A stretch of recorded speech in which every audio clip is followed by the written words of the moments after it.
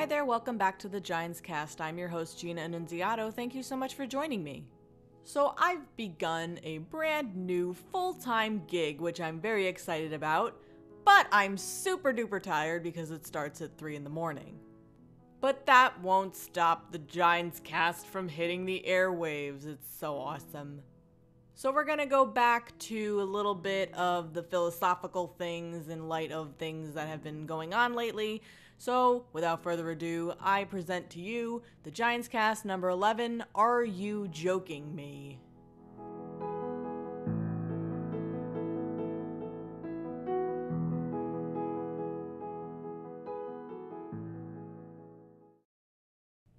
When it rains, it pours.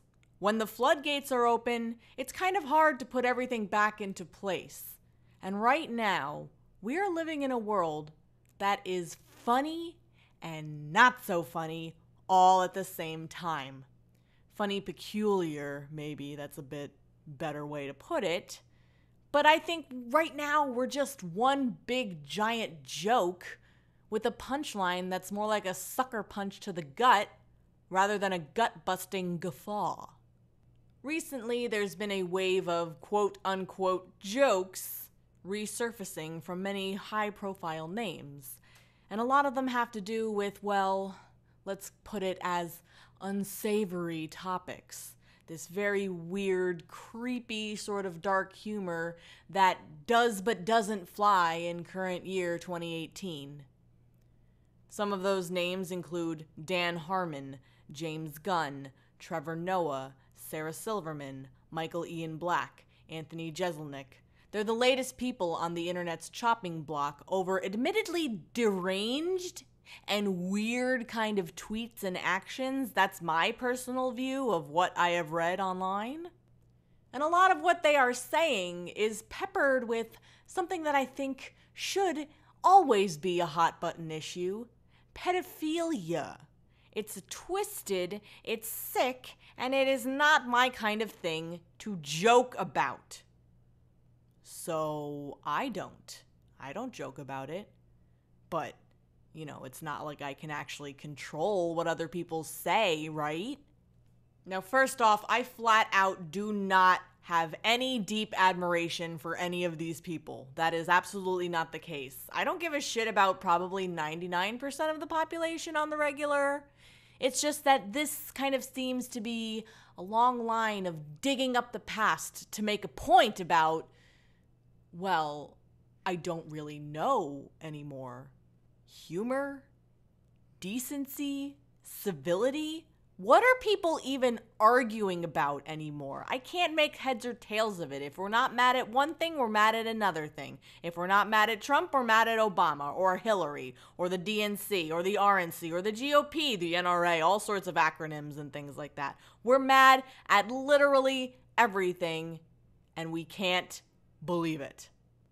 I find it interesting that there is this growing pushback from mainly right-wingers who are, in a sense, in my opinion, and other people's opinion too, they're kind of implementing similar tactics once used by left-wingers when you kind of dredge up past bullshit and judge accordingly. People are and have been getting ousted from their jobs and are now being societally shunned due to past comments. Now, I don't agree with cutting people off of their job for something said on social media. There's obviously exceptions to this rule. If someone is threatening you over social media, then yes, I can understand that person needs to go. But a dumb joke, that's up to the employer. I just think that it's kind of bizarre, especially the way that we've been going about it these days. But this recent floodgate that's opened about the child abuse jokes, I don't know about you, but if someone thinks it's okay to joke about child rape on the reg, I kind of want to pay less and less attention to that person. And I understand it's very important to bring attention to it, but it just makes me sick and makes me want to shut off everything. I feel like very dangerous precedents are being set when people are fired over tweets that are construed as simply offensive rather than being direct threats. And I think Roseanne and James Gunn are examples of this. And I did see an argument online that said, pedophile jokes are not made by pedophiles, but racist jokes are made by racists. Like, one terrible thing to be is not as terrible as this terrible thing to be. Do I think Roseanne and James Gunn deserve to be fired for things that they've put out online? No, I don't. I believe that they deserve scorn for what they have said. But how someone responds to their individual situation can also help shape how you view them. People who double down on what they say, or if they apologize, maybe they'll walk back after an apology, or they completely ignore the online firestorm that has been created. I think it's important to pay attention to that as well, because it could shape how you do something, even tell you what not to do when you're under fire for something. But that's another discussion for another time. Back to the precedent. We've also seen someone like Count Dankula, the owner of Nazi Pug. He actually got convicted in a court of law over offending people online. People saying that he was literally calling for genocide by saying something.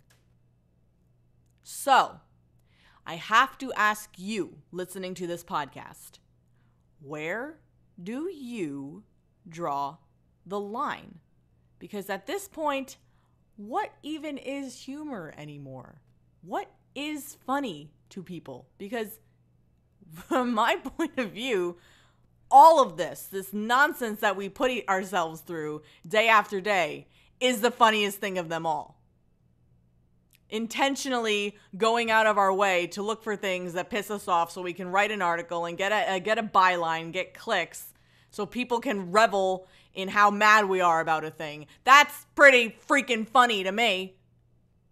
But if humor is subjective, isn't it fair to say that there are people out there who do laugh at the things that have been dredged up recently, like some of these really odd, crazy kind of tweets about people who are joking about child rape? Isn't it also fair to say that there are the people out there who couldn't even fathom laughing or thinking anything like that is somehow funny? Is the thing still a joke if people don't find it funny? These are questions that are simply going to go unanswered because I think right now we're all letting our personal feelings and emotions rule any kind of conversation we could have. My personal feelings, you ask? No, I don't find any of the jokes that were brought up funny. I find them very creepy and weird. And I know that dark humor is a thing. I know that exists. I remember taking a dark writing screenwriting class in college, and I freaked all of my classmates out by one of the scripts I wrote. Sometimes our comedy comes from very, very dark places within ourselves that even we haven't fully figured out. I know that I still can't figure out why I do a lot of the things I do, but I do know that whatever I put out into this world, I have to back it up and I have to be held accountable down the line. Even if I don't feel the way that I used to feel, I have to own that, yeah, I said that. Sorry. And I didn't mean for that sorry to sound kind of condescending, but sometimes you gotta take the L, as they say. This is why YouTube content creators will cringe at some of their old content, depending on how long they've been online. Because at the time, you thought it was hysterical and awe-inspiring, and you were saying all the right things, but as time goes on, times change, people change, the world changes around you. I remember seeing an article about how The Office would not fly in current year 2018, how Friends wouldn't fly in current year 2018, because the jokes back then in the 90s and the early 2000s were, wow, they were different. Society was different and we could laugh at certain things and maybe not laugh at things now. Is that a problem? Maybe not. I will defend people's right to make jokes.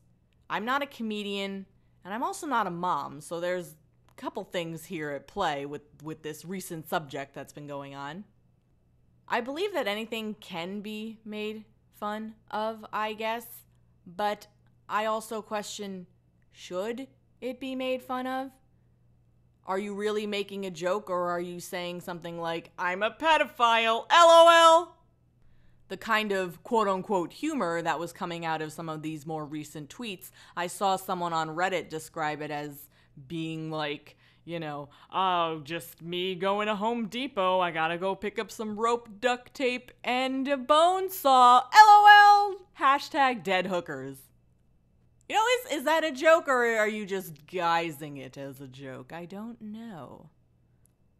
So not only will I defend people's right to make jokes, as even if I don't like them, I'll defend the people who are offended by people's jokes. Absolutely. You're allowed to be offended, just as you're allowed to say things, as long as you make sure that you are taking responsibility for what you say. But you know what I'll also do? I will also question why someone would joke about a taboo or harmful subject. Like, where the hell does that come from? Where do you summon the energy, Dan Harmon, to make a video about yourself doing something lewd to a baby doll? It just doesn't make a bit of sense to me, and I'll never stop wrinkling my nose when I see things like that. Because we're going to keep seeing things like that, unfortunately, because humans are imperfect and gross and weird. A big problem that I'm noticing when it comes to the precedent I talked about before is that whoever the person who, quote unquote, gets away with their shitty kind of jokes or these offensive jokes that happen, they're always going to be whatabouted until the cows come home. People will cry, oh, well, when so-and-so did something similar, they were fired from it. Now you're going to go ahead and get away with it. And it's going to be outcry after outcry until people get bored with that selective outrage and just move on to another bullshit that doesn't matter. But then again, I can't say that it doesn't matter because the context of some people's jokes is a huge deal to other people. The only defense I have for that is I'll maintain something I've always maintained, is that you can only speak for yourself. And a lot of the things I see people up in arms about, a majority of the things I just think are nonsense. A lot of the things that Mike Cernovich highlighted about Michael Ian Black were just simply tweets about pizza. Because hashtag Pizzagate. Like, that's a bit of a reach, my friend. Think about it this way. I personally don't like Michelle Wolf, the comedian Michelle Wolf. And I think she actually has great comedic timing, weirdly. But I don't think the shtick is funny. But I'll defend her right to say things that I don't agree with. She's got to own what she says. I have no say in it. But of course, I can always be that person who writes an article about OMFG, she praised abortion, or OMFG, she compared ICE to ISIS. But that would just be me getting an opinion out, something that I also approve of, because I'm a big proponent of free speech, but I also believe in the responsibility, the personal responsibility that comes with saying what you want. As our good friend iDubbbz once said, either all of it's okay or none of it's okay. And people these days are operating under the notion that, well, some of it's okay, only when it suits my particular style. Otherwise, it's not okay. It's like I don't understand people who laugh when, quote unquote, the other side is boycotting a thing. But when they want to boycott a thing, it's the world's most important thing that a good American can do. Because we're just jumping into things, it seems that people are forgetting that just because you are defending someone's right to free speech, it means that you can criticize their choice of words or their choice of subject matter to speak about. Just because you can see someone's side of an argument doesn't mean that you are defending everything that they're doing or anything that they've done or will do. I think what we're not doing is taking that pause before reacting to something. If you could just try to see someone else's point of view, just where they're coming from. It'll make things just a bit easier on yourself as well. And if you don't want to do that, you're not being forced to. I'm just saying it could help just to see an alternate life lens from time to time. It feels like we are endlessly searching for a kind of one-size-fits-all answer on subject matters that are way too abstract. Even things that I think are pretty cut and dry, like don't abuse children, has people somehow, quote unquote, defending that practice. You have people who call themselves minor attracted persons. They'll claim they're pedophiles, but they just won't touch children. That's weird. That shouldn't be normalized. That should be stood out and shunned, I guess. There's a really, really sick world out there sometimes. And you know what? Sometimes it's okay to just throw your hands up in defeat and back away from all the nonsense for a little bit, you know? Because sometimes you will run yourself ragged trying to figure it all out. We can't sometimes put things that are gross and icky and just plain devilish. We can't put a nice little bow on it. We can't sum it up in just one nice 280 count sentence. Doesn't work like that. If you don't want to do any of this, if you don't want to run yourself ragged, or you don't want to jump into the conversation, or you don't want to let this go, you know, another option you can take is to just not give a shit, right? Just don't care what another person chooses to talk about and worry about your own self, you know? I mean, honestly, if someone wants to showcase their perversion or assholery constantly, what can you actually do about it? What can be done? Will your words be so impactful, your anger so great, that you will shatter anything that they have in their mind? And I don't want to end on a down note, because I believe in the compliment sandwich, where you start good, you have criticism in the middle, and then you end on an uplifting note. But there are some things that, even if we discuss and think about over and over again, you're still landing on a very negative plane.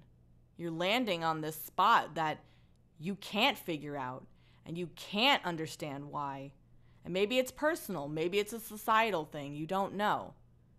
But the best thing you can do sometimes is to take that step back. Figure out where your compass is pointing. Figure out where you can better put your energy. Because if you keep digging in mud, you're only going to find more mud. You might hit water, but it's going to be muddy water. In the end, people are going to choose what's best for them, they think. Even if you think it's not the best thing. But you can't control anybody. You can only control yourself. And sometimes caring too much will just make you feel worse. And I realize that this whole entire podcast is about me caring what other people choose to do with their life. So you are absolutely free to call me a contradictory C word all you want. 'Cause don't worry, I'll defend your choice to do so. Thank you so much for listening to this podcast. I know that it was a little disjointed, but there's a lot to unpack here, and I find it increasingly difficult as I write these to make it as linear as I hope it is. Like I said, I have a new job, but I have not forgotten about the people who've emailed me hoping for an interview about the LGBTQ community. If you would like to be part of it, you're free to shoot me an email. I will be hopefully getting in contact with you by this week to set something up. I think that would be good. I don't know if it'll be the next Ginescast or the one after that, but it will eventually happen. The Ginescast comes out every Wednesday at 1 p.m. Eastern Standard Time. If you like this podcast, please give it a like, a share, or subscribe to my channel. It really helps me out.